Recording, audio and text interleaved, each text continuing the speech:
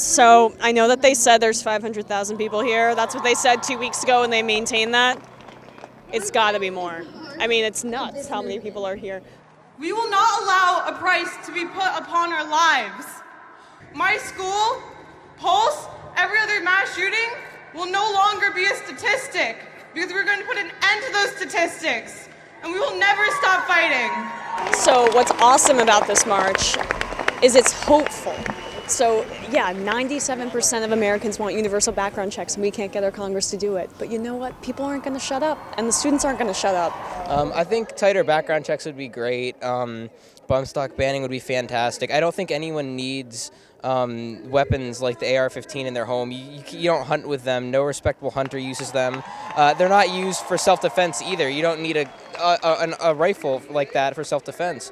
And the fact that children get their hands on them, mentally ill ones, and that they're being ignored like that and being put in a position where they can do that and hurt themselves along with so many other people is heartbreaking. I'm a special ed teacher, and I can't even imagine having guns in our classrooms. It's the worst idea anyone could possibly come up with. I think it's mostly to sell guns and to instill fear in people.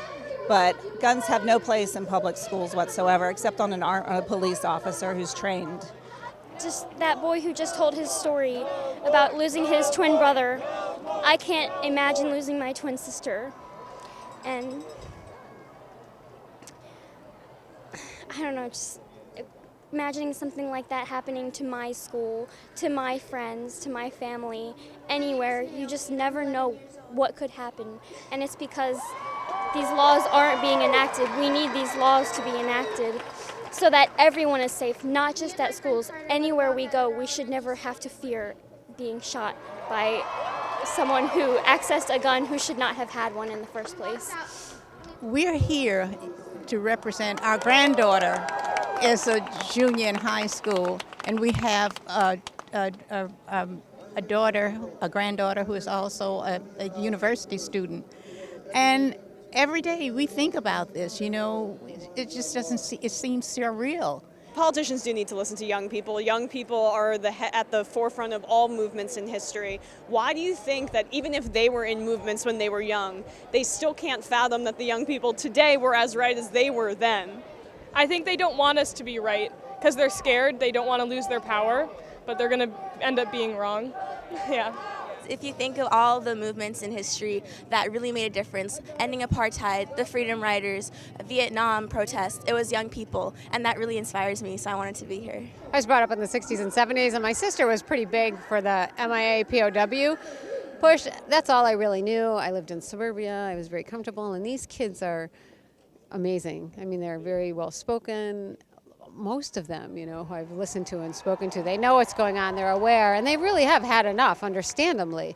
But, so many times it seems like something happens, and we're all big talk for a month, 3 months, 6 months, a year, and then it just goes away. There's another crisis that occurs that becomes more important. But what could be more important than, saving our children's lives? Well, NRA money for the donors that get the politicians reelected, apparently, the blood money they receive. Exactly, but I don't get it. I don't understand it. I can't imagine how that can be your priority. Do you think that at the heart of this issue is corruption? Because that's really what I think. The Congress is corrupt on a variety of issues: healthcare, Wall Street reform, the climate change.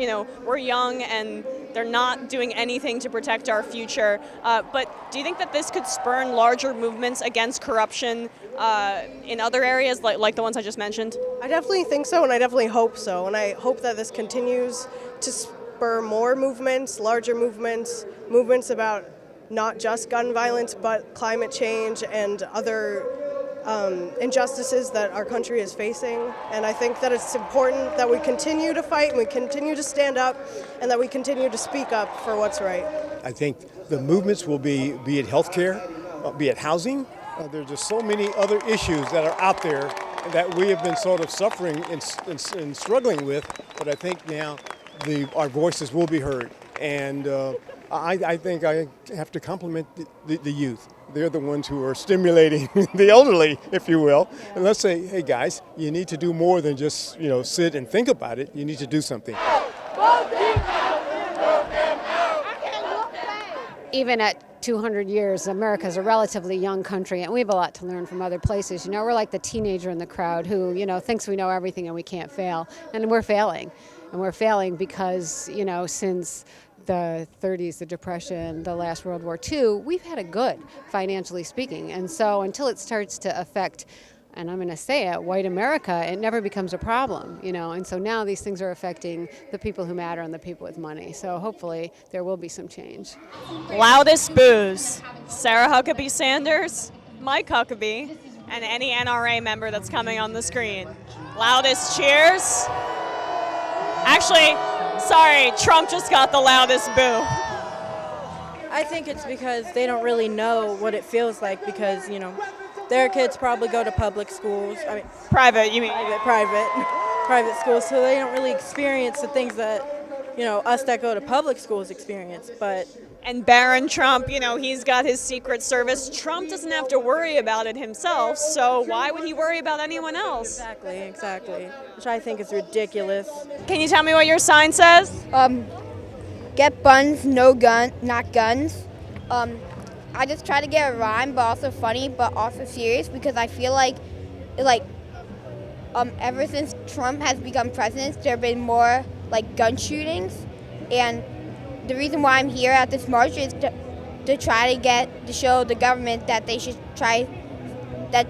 ban guns and make it official law. To hear the activism and hear the students talking about voting, because that's what's important. And it's really great to hear them saying, we will vote you out. Because if we don't change our political climate, we will continue to spiral down this path. We want justice, we want fairness, we want freedom. That violence against an innocent person is a crime against humanity. It could be a policeman in Sacramento. It could be a drone strike in Yemen. It could be what took place there in Parkland and Newtown. It could be what happens too often in barrios and reservations. We're against violence and militarism in all of its forms.